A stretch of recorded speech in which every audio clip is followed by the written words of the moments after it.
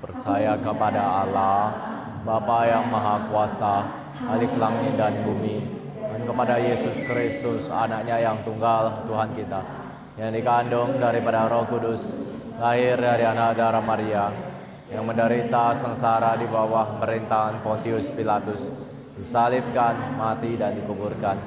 Pada hari yang ketiga, bangkit pula dari antara orang mati, naik ke sorga, duduk di sebelah kanan Allah, Bapa yang Maha Kuasa. Dan dari sana Ia akan datang untuk menghakimi orang yang hidup dan yang mati. Aku percaya kepada Roh Kudus, gereja yang kudus dan am, persekutuan orang kudus, pengampunan dosa, kebangkitan tubuh, dan hidup yang kekal. Amin.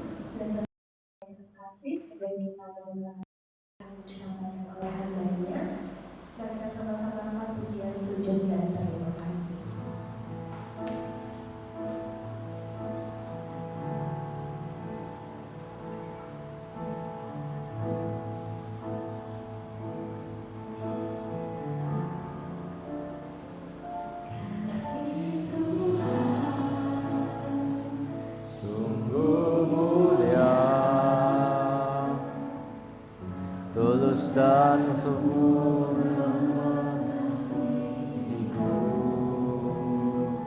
pengorbanan di Kalvari,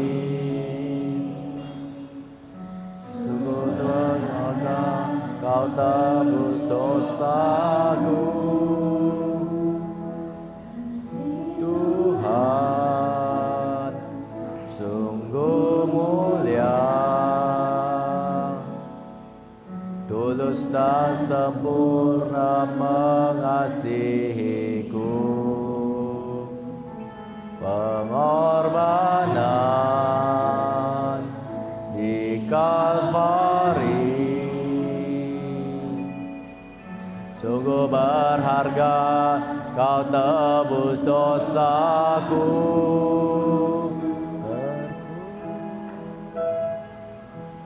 Terpujilah Tuhan Yesus, ditinggikan di atas pujian, dari dalam lubuk hatiku ku sujud dan berterima kasih.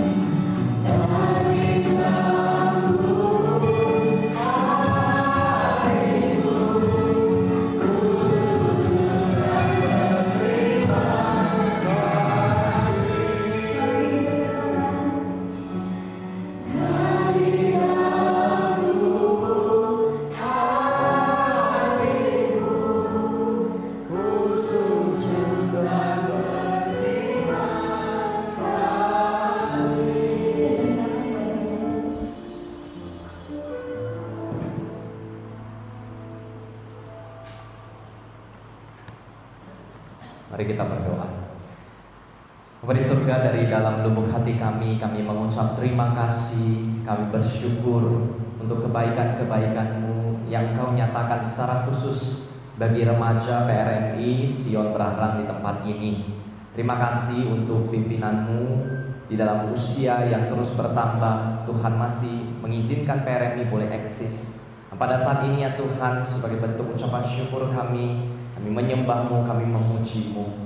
Dan juga ya Tuhan, pada saat ini bertepatan juga dengan esok adalah hari kemerdekaan negara kami. Kami rindu ya Tuhan, sebagai warga negara Indonesia dan sebagai warga kerajaan Tuhan di negeri ini, kami boleh berbuat sesuatu untuk negeri ini. Ajar kami melalui firman-Mu boleh mengarahkan kami, boleh mendorong dan menggerakkan hati kami untuk melakukan seturut dengan firman-Mu. Terima kasih Tuhan, kami bersyukur, kami berdoa di dalam nama Tuhan Yesus. Amin. Shalom Bapak Ibu. Shalom teman-teman remaja. Kita bersyukur hari ini kita boleh sama-sama merenungkan firman Tuhan. Lebih khusus lagi menjelang hari kemerdekaan Republik Indonesia pada esok hari yang ke-81. Maka malam ini saya mau mengajak kita untuk merenungkan satu tema, yaitu tentang kemerdekaan sejati. Apakah betul di negeri kita sudah mengalami kemerdekaan yang sejati itu? Mari kita membaca Alkitab dari Mika pasal yang ke-6. Mika pasal yang ke-6 ayat pertama sampai ayat yang ke-8. Kita mau membacanya. Mika pasal yang ke-6 ayat pertama sampai ayat ke-8. Saya akan bacakan bagi kita semua. Baiklah, dengar firman yang diucapkan Tuhan. Bangkitlah, lancarkanlah pengaduan di depan gunung-gunung, dan biarlah bukit-bukit mendengar suaramu. Dengarlah, hai gunung-gunung, pengaduan Tuhan, dan pasanglah telinga, hai dasar-dasar bumi. Sebab Tuhan mempunyai pengaduan terhadap umatnya, dan Ia berperkara dengan Israel. Umatku, apakah yang telah kulakukan kepadamu? Dengan apakah engkau telah kulelahkan? Jawablah aku.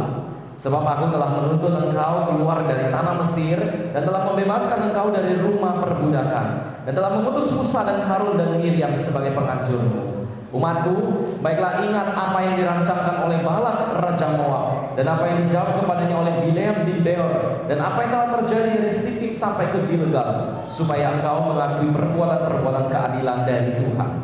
Dengan apakah aku akan pergi menghadap Tuhan dan tunduk menyembah kepada Allah yang di tempat tinggi? Akan pergikah aku menghadap Dia dengan korban bakaran, dengan anak lembu berumur setahun? Berkenankah Tuhan kepada ribuan domba jantan, kepada puluhan ribu curahan minyak? Akan kupersembahkankah anak sulungku karena pelanggaranku, dan buah kandunganku karena dosaku sendiri? Ayat 8. Hai manusia, telah diberitahukan kepadamu apa yang baik, dan apakah yang dituntut Tuhan daripadamu, selain berlaku adil, mencintai kesetiaan, dan hidup dengan rendah hati di hadapan Allahmu. Amin.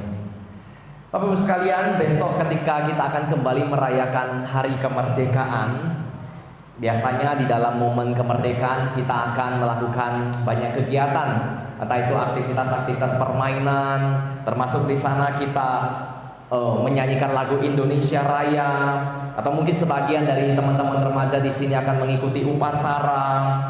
Tapi Bapak Ibu sekalian, saudara, menjelang perayaan kemerdekaan, ada satu pertanyaan yang harus kita renungkan bersama.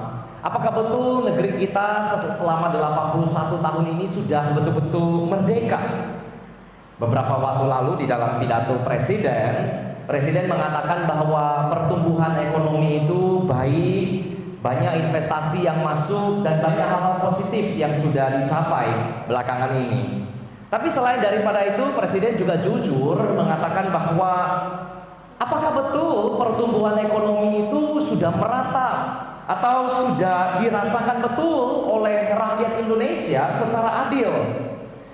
Bapak Ibu sekalian, kita memang bisa berbicara angka demi angka yang menunjukkan nilai-nilai yang positif. Tapi di saat yang sama, di dalam angka-angka yang semakin baik itu, masih saja kita temukan ternyata di lapangan ada masyarakat kita yang begitu bergumul dengan harga-harga kebutuhan pokok. Masih ada para buruh yang khawatir kehilangan pekerjaan. Bahkan masih ada orang-orang kecil yang suaranya kerap kali dibungkam, tidak didengar, Dan mereka yang tidak punya kuasa akhirnya memilih untuk, atau akhirnya tidak punya pilihan untuk selain ditindas oleh mereka yang berkuasa. Jadi Bapak Ibu Saudara, sebuah negara itu bisa mengalami pertumbuhan secara statistik, tetapi belum tentu mengalami keadilan. Sebuah negara bisa merdeka secara politik, merdeka dari jajahan negeri, jajahan bangsa asing, tetapi rakyatnya belum tentu merdeka dari penindasan, dari kesenjangan, bahkan termasuk dari ketidakadilan. Sehingga kita perlu bertanya satu hal di dalam rangka memperingati kemerdekaan ini. Apakah kemerdekaan itu betul-betul sudah dirasakan oleh mereka yang paling kecil, oleh mereka yang paling lemah, atau yang paling tidak mempunyai suara di negeri ini? Rupanya Bapak Ibu Saudara, pertanyaan seperti ini bukan hanya menjadi pergumulan negara kita hari ini. Sejak ribuan tahun yang lalu, Nabi Mika juga sudah menggumulkan pertanyaan seperti ini di tengah-tengah bangsa yang dia layani, yaitu di sebuah kota di Yerusalem. Waktu itu kota Yerusalem adalah kota yang sangat strategis sekali, kota yang begitu ramai, bahkan pusat peribadahan orang-orang Yahudi. Tetapi sebagai kota yang begitu ramai, ada banyak orang kaya yang berbisnis di sana. Karena kota ini begitu strategis, justru semakin kaya orang-orang di sana, ada kesenjangan yang ternyata semakin besar terjadi di kota Yerusalem. Kita melihat bagaimana catatan Nabi Mika menggambarkan kepada kita situasi di Yerusalem waktu itu. Ada penguasa-penguasa, orang-orang yang berada, yang menggunakan privilege-nya, menggunakan keistimewaannya untuk menindas orang-orang kecil. Misalnya di dalam ayat 10 dan 11 dikatakan ada pedagang-pedagang kelas atas yang berdagang secara tidak jujur. Ironis sekali dan sedih sekali. Mereka kemudian dengan begitu tega menipu orang-orang yang membeli dagangan mereka, menggunakan raca atau timbangan yang palsu, supaya kemudian mereka bisa mendapatkan keuntungan yang sebanyak-banyaknya. Bahkan bukan hanya di dalam hal perdagangan saja, di bagian yang lain juga dicatat bahwa ada orang-orang yang berkuasa yang mempunyai hak secara sengaja untuk kemudian merampas, menyerobot ladang-ladang atau milik aset orang-orang lemah, orang-orang kecil, orang-orang yang tidak bisa membela miliknya sendiri. Dan di tengah-tengah semua itu bahkan dikatakan ada juga pemimpin-pemimpin Israel yang tega sekali melakukan hal yang sangat tidak manusiawi. Orang-orang lemah dibunuh, dikupas kulitnya, diremukkan tulang-tulangnya, bahkan dicincang daging-dagingnya seperti mencincang daging di dalam kuali. Kalau ada orang yang tidak mau menuruti apa yang mereka perintahkan, apa yang mereka aturkan, maka bisa saja mereka akan dibunuh dengan cara yang begitu keji. Dan di tengah-tengah semua itu, yang lebih ironis adalah kota Yerusalem sebagai tempat berkumpulnya imam-imam, tempat berkumpulnya rohaniwan yang ada di sana. Para rohaniwan ini tidak bersuara sama sekali. Seharusnya para rohaniwan ini adalah kelompok yang pertama kali menyuarakan ketidakadilan ini, menyuarakan ketidakbenaran ini. Tapi apa yang mereka lakukan? Dicatat di dalam seruan Nabi Mika. Para rohaniwan ini malah kemudian melakukan ramalan-ramalan palsu, supaya mereka juga berbagian mendapatkan keuntungan di dalamnya. Bapak Ibu Saudara, di tengah-tengah situasi ketidakadilan sosial yang terjadi pada waktu itu di Yerusalem, Tuhan begitu marah, bahkan Tuhan menuntut pertanggungjawaban kepada orang-orang Israel.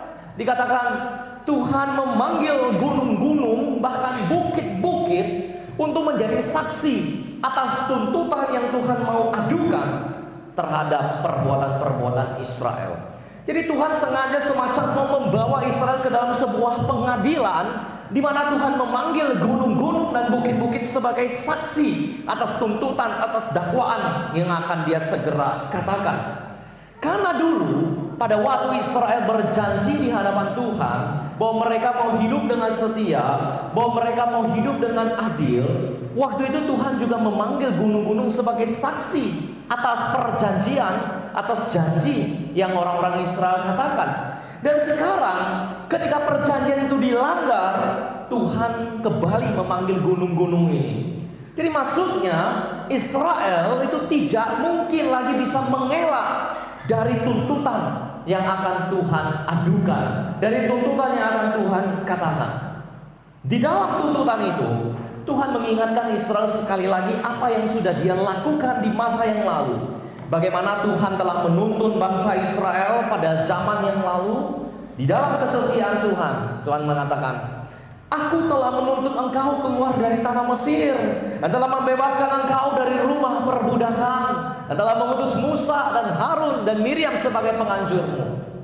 Umatku, baiklah ingat apa yang dirancangkan oleh Balak raja Moab, Bileam, dan yang telah terjadi dari Sitim sampai ke Gilgal, supaya engkau mengakui perbuatan-perbuatan keadilan dari Tuhan.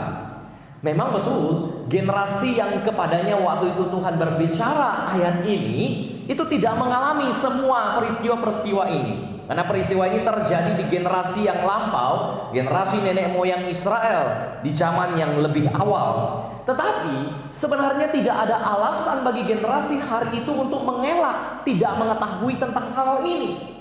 Karena mereka bisa eksis sampai hari itu oleh karena nenek moyang mereka dipelihara oleh Tuhan. Lagi pula, cerita-cerita yang dahsyat seperti ini tentu kemudian diceritakan turun-temurun dari nenek moyang mereka kepada generasi muda saat itu. Sehingga ketika Tuhan mengadukan hal ini kepada Israel, Israel sebenarnya tidak dapat mengelak. Mereka ada hari itu oleh karena tuntunan penyertaan Tuhan di masa lalu. Tetapi setelah Tuhan mengatakan hal ini, apa yang menjadi perkataan atau respon Israel? Apakah bangsa Israel menjadi sadar akan dosa mereka, menjadi sadar atas perbuatan-perbuatan ketidakadilan mereka? Ternyata kita mendapati Israel tidak juga sadar atau tidak mau sadar. Lebih tepatnya Israel membela diri mereka di hadapan Tuhan. Dengan begitu lancang dan berani Israel berkata membela diri di hadapan Tuhan. Dengan apakah aku akan pergi menghadap Tuhan dan tunduk menyembah kepada Allah yang di tempat tinggi? Akan pergikah aku menghadap Dia dengan korban bakaran, dengan anak lembu berumur setahun? Berkenankah Tuhan kepada ribuan domba jantan, kepada puluhan ribu curahan minyak? Atau akan kupersembahkankah anak sulungku karena pelanggaranku dan buah kandunganku karena dosaku sendiri? Jadi seolah-olah Israel mau mengatakan kepada Tuhan, Tuhan, selama ini kami sudah beribadah kepadamu. Selama ini kami sudah mempersembahkan korban, membakar begitu banyak puluhan korban kepadamu. Belum cukupkah semua itu? Sampai-sampai engkau masih marah kepada kami? Perlukah kami bakar lebih banyak lagi? Ribuan lagi atau puluhan ribu lagi? Atau kalau masih kurang, perlukah kami sampai mempersembahkan anak sulung kami sendiri? Supaya engkau tidak marah lagi kepada kami. Ini kira-kira yang menjadi pembelaan dan respon bangsa Israel kepada Tuhan. Bangsa Israel sama sekali tidak merasa bersalah atas semua yang mereka sudah lakukan. Karena mereka pikir mereka sudah menyenangkan Tuhan dengan ritual ibadah mereka. Karena mereka pikir Tuhan bisa disenangkan hanya dengan peribadahan mereka di rumah Tuhan. Mereka pikir kehidupan mereka di luar rumah Tuhan itu terpisah dari jangkauan Tuhan dan tidak dipedulikan oleh Tuhan. Tetapi menarik sekali, Tuhan pada bagian ini justru menegur Israel habis-habisan. Bukan soal ritual peribadahan mereka yang kurang sempurna atau tidak sempurna, bukan. Tetapi mengenai kehidupan mereka di luar rumah ibadah. Ketika mereka menindas orang, Tuhan mengatakan kalimat ini.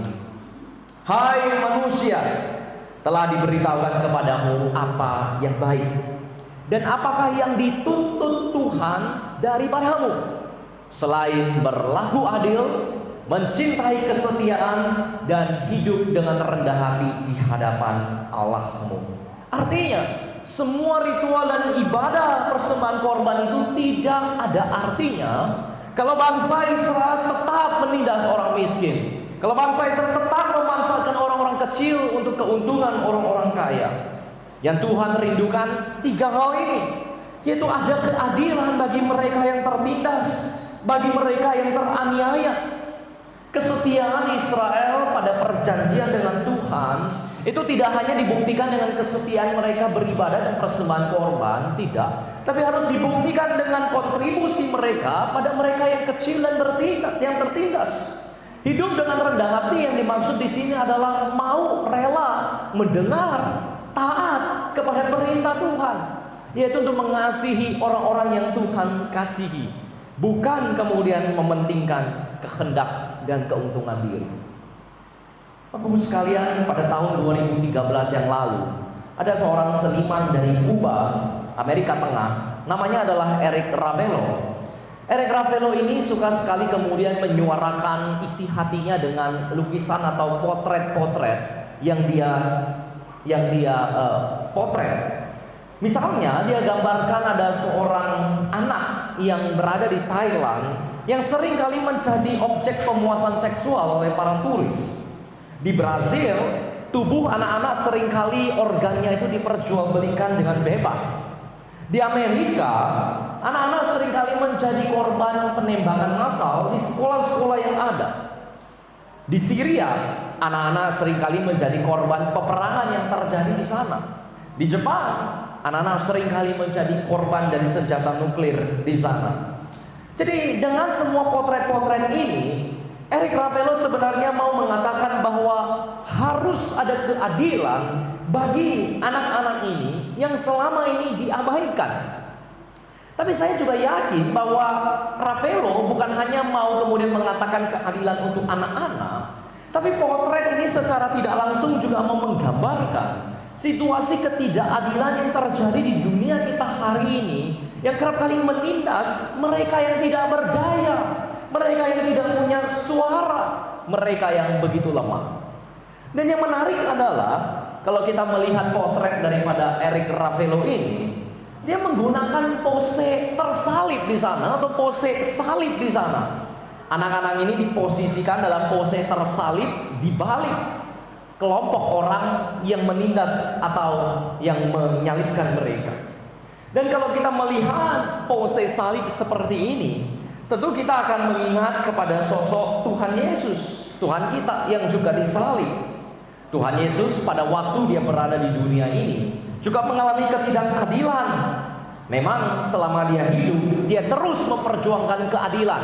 Karena misinya memang datang untuk memberikan pembebasan kepada orang-orang tawanan, memberikan penglihatan kepada orang-orang buta, membebaskan mereka yang tertindas. Tetapi sekalipun misinya adalah untuk memperjuangkan keadilan, di dalam kehidupannya ada banyak sekali ketidakadilan yang dia alami. Bahkan puncaknya yaitu pada saat dia berada di atas salib itu, ketika dia sedang menegakkan keadilan Allah atas murkanya terhadap dosa. Seharusnya kan kita orang-orang berdosa yang disalib, tetapi dia menggantikan kita untuk menegakkan keadilan Allah itu. Di saat disalib sekalipun, dia menjadi korban ketidakadilan karena dia tidak bersalah, baik dari hukum dunia maupun dari hukum Tuhan. Sehingga kita melihat bahwa dari sejak awal kehidupan Yesus sampai matinya di atas salib, misi Yesus cuma satu, yaitu untuk menegakkan keadilan di dunia ini. Oleh karena itu Bapak Ibu sekalian, ketika kita melihat dan berkaca kepada diri kita sendiri sebagai pengikut-pengikut Yesus, sebagaimana kemudian di dalam kitab Mika, Allah tidak setuju dengan ketidakadilan yang terjadi, seharusnya pula kita tidak setuju dan melawan ketidakadilan itu. Sebagaimana Yesus kemudian juga memperjuangkan keadilan di tengah-tengah dunia ini, seharusnya juga kita memperjuangkan keadilan itu. Memperjuangkan agar mereka yang tersalib oleh karena peristiwa-peristiwa ketidakadilan itu, menurunkan mereka dari salib itu. Bapak Ibu Saudara sekalian, suatu kali terjadilah percakapan antara seorang pendeta dengan seorang supir gereja. Di tengah percakapan itu akhirnya diketahuilah bahwa supir itu rupanya dulu bukan seorang anak Tuhan, tapi sekarang sudah menjadi Kristen. Lalu supir itu pun ditanya oleh pendeta ini bagaimana ceritanya sampai akhirnya dia menjadi seorang Kristen. Lalu supir ini mulai menceritakannya. Semuanya bermula dari retret komisi pemuda yang diadakan di gereja tempat dia bekerja. Seperti biasa, sudah menjadi tugasnya seorang supir mengantar anak-anak pemuda ini ke tempat retret untuk mengikuti retret. Sampai di lokasi retret, kemudian pembina pemuda ini dengan begitu ramah mengajak supir ini untuk bersama-sama makan siang. Tapi karena rasa sungkan, supir ini menolak. Enggak lah, saya belum lapar. Bapak dengan teman-teman lebih dulu saja makan. Tapi oleh karena pembina pemuda ini ingin mengajak supir ini ngobrol, maka akhirnya diajak juga dan makan bersama dengan pemuda itu. Yang tidak disangka adalah anak-anak pemuda ini ternyata juga begitu ramah terhadap supir ini, mengajaknya bercanda, mengajaknya untuk bercerita sambil menikmati makan siang. Setelah itu pendeta yang mendengarkan cerita ini menanyakan, lalu setelah itu Bapak jadi Kristen? Belum. Lalu dia katakan, suatu kali supir ini melihat ada sebuah motor yang sudah lama terparkir di halaman gereja dan tidak pernah lagi dipakai oleh pendeta yang memiliki motor itu. Karena pendeta sudah mendapatkan fasilitas mobil dari gereja itu, sehingga motor itu sudah lama tidak dipakai. Lalu supir ini kemudian berniat untuk bertemu dengan pendeta itu dan berkata, Pak Pendeta, kan motornya sudah lama tidak dipakai. Saya berpikir saya mau mencicil motor itu, saya mau membelinya dari Bapak. Karena setiap kali ketika saya kesini saya naik angkot dan ongkosnya juga lumayan. Saya pikir kalau saya bisa punya motor itu akan menghemat ongkos saya. Lalu kemudian Pak Pendeta berkata, oke, nanti ya saya diskusi dulu dengan istri saya. Setelah melalui beberapa hari, kemudian Pak supir ini kembali menjumpai pendeta ini. Pak Pendeta gimana?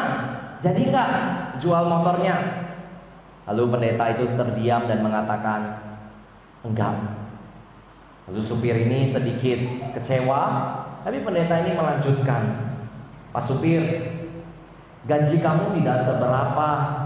Kalau ditambah harus mencicil motor ini, nanti kamu hidupnya dari apa? Jadi saya sudah putuskan dengan istri saya bahwa saya tidak akan menjual motor ini dan saya akan memberikannya kepada kamu. Seketika itu supir gereja ini begitu terharu karena ada seorang pendeta yang begitu memperhatikan hidupnya. Lalu dia berkata, sejak dua peristiwa itulah, retret pemuda dan kejadian sepeda motor itu, dia mulai berpikir dan penasaran apa yang sebenarnya diajarkan oleh iman Kristen.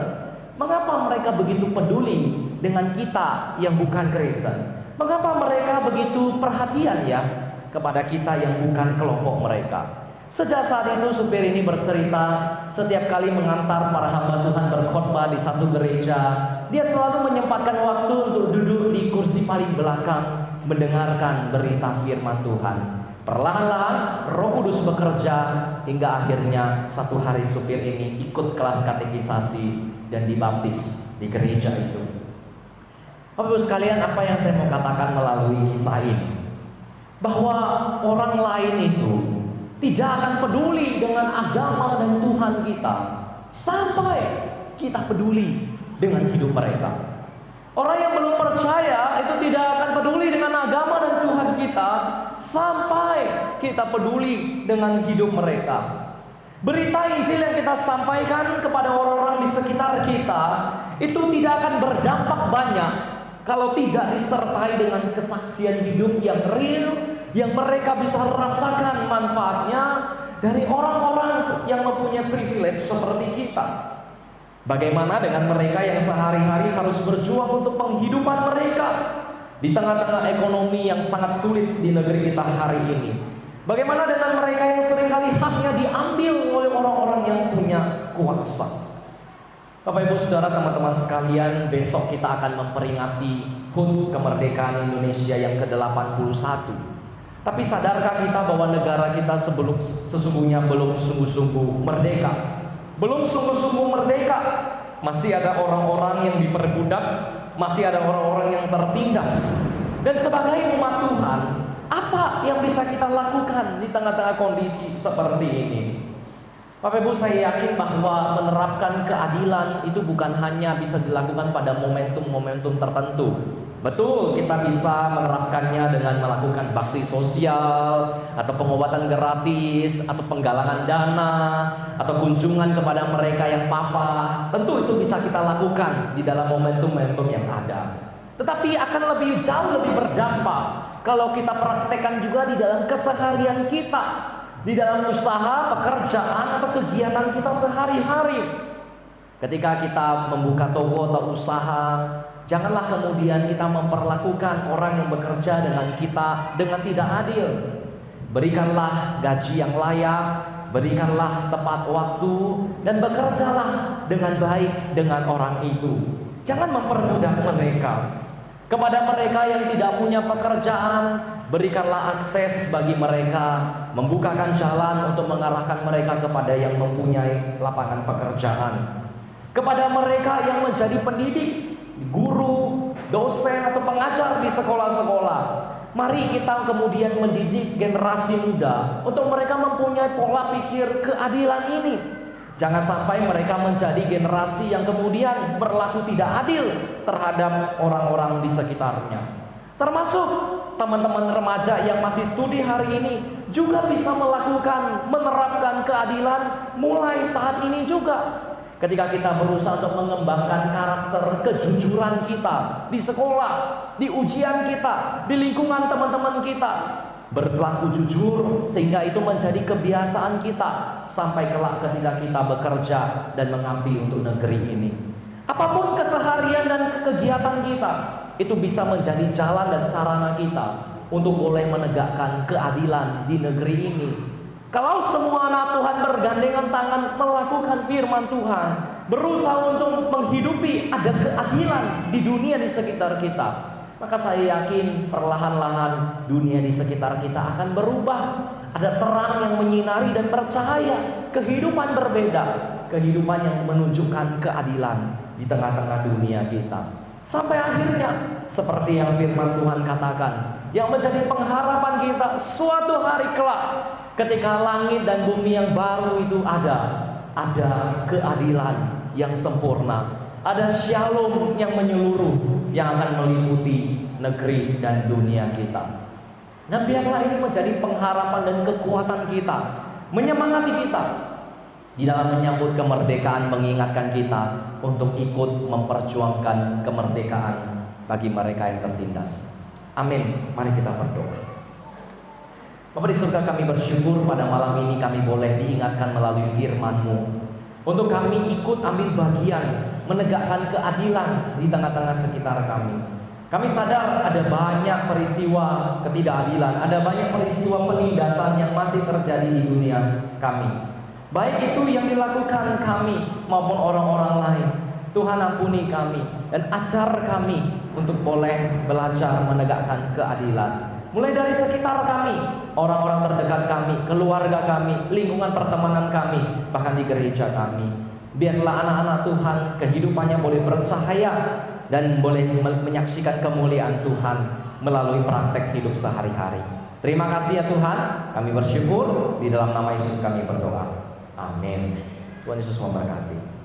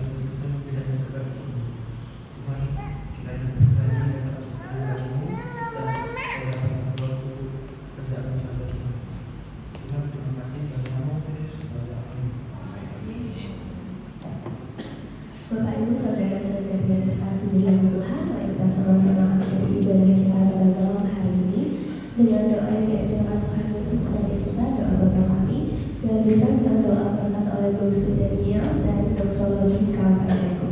Doa Bapa Kami.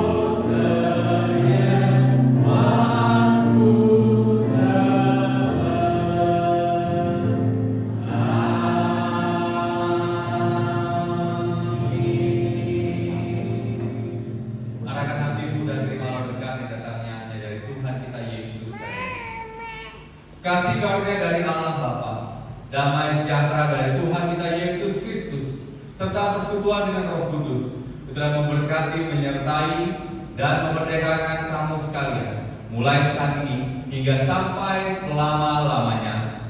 Amin.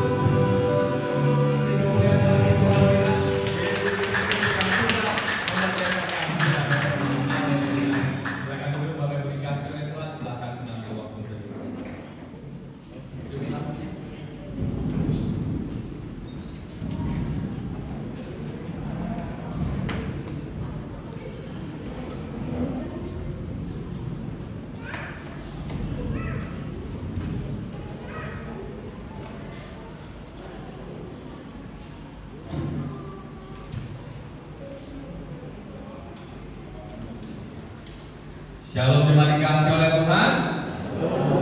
Haleluya. Kita bersyukur untuk malam hari ini kita bisa sama-sama masuk dalam minggu remaja, di mana seluruh yang lainnya adalah seluruh anak-anak remaja kita. Mari kita berikan semangat kepada mereka. Nah, 2 bulan lebih kurang persiapan yang dilakukan, bicarakan itu, tapi yang kita bersyukur, puji Tuhan, mereka boleh dimampukan mengerjakan pelayanan mulai dari pagi perayaan HUT dan sekarang minggu remaja Bapak Ibu dikasih oleh Tuhan. Terima kasih untuk teman-teman semua dan juga terima kasih untuk Contoh Philip yang boleh menyampaikan firman Tuhan. Nah, luar biasa, biarlah kita boleh berlaku adil ya, karena dimulai dari kita sehingga sungguh bisa memerdekakan kita dan memerdekakan semua orang. Baik, Bapak Ibu dikasih oleh Tuhan, saya rindu kita jangan pulang dulu ya. Kita akan seru-seruan di sini. Oke? Ya, kali sebelumnya saya rindu kita bisa katakan merdeka. Kita bilang haleluya. Bisa? Bisa? Merdeka. Merdeka. Haleluya. Haleluya. Sekali kita bilang semua.